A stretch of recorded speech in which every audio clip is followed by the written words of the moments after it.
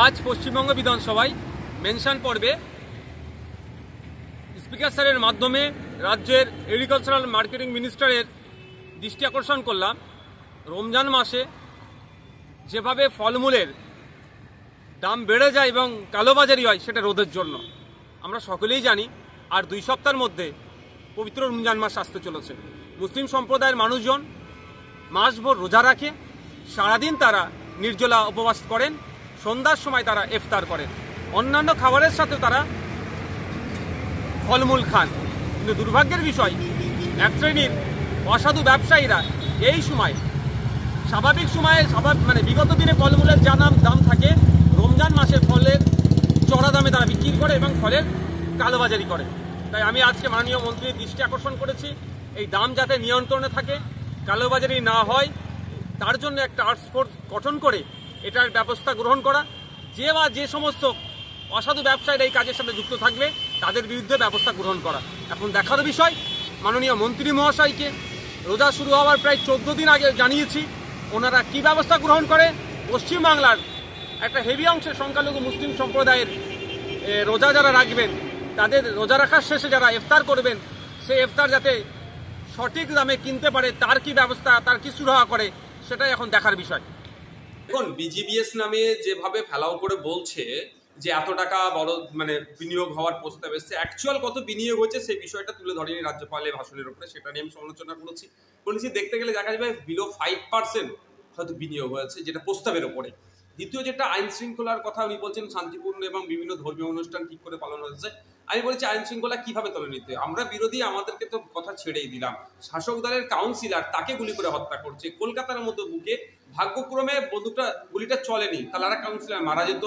বিধায়িকাগুলো কাউকে মারধর করছে তার দলের লোকেরা, কোনো বিধায়িকার গাড়িতে অ্যাক্সিডেন্ট করে তাকে বকলমে থ্রেট করছে, এই বিষয়। এবং সর্বোপরি ধর্মচরণের যেটা বিষয়, সেটা হচ্ছে যেটা বলছে আমি, যে আপনার সে পীরজাদা আব্বাস সিদ্দিকী জলসা করতে গেলে অনেক সময় হাইকোর্টে ছুটতে হচ্ছে, বা ধর্মীয় অনুষ্ঠান, হিন্দু ধর্মীয় অনুষ্ঠান করতে গেলে তাকে হাইকোর্টে ছুটে যেতে হচ্ছে।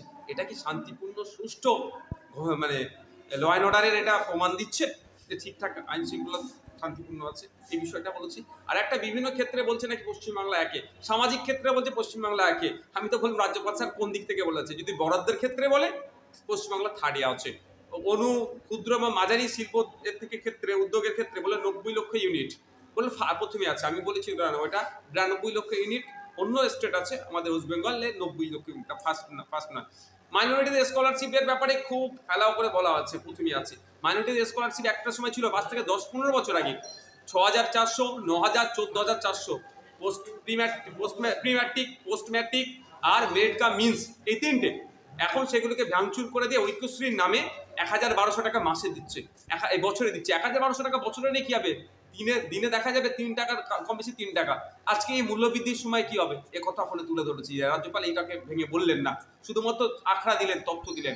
আমি বলেছি যে শিক্ষার ক্ষেত্রে নাকি সুযোগে পশ্চিমবাংলায় 40টি কলেজ আছে, 2,20,000 সিট আছে। এই বছরে ফার্স্ট সেমিস্টার আসতে যাচ্ছে, 1,05,000 মাত্র ফ্ল্যাপ হয়েছে, অর্থাৎ 50%-ও কিন্তু এখন সিট খালি আছে। যদি সুযোগে এগিয়ে থাকে, মানুষকে সুযোগ দেবে না?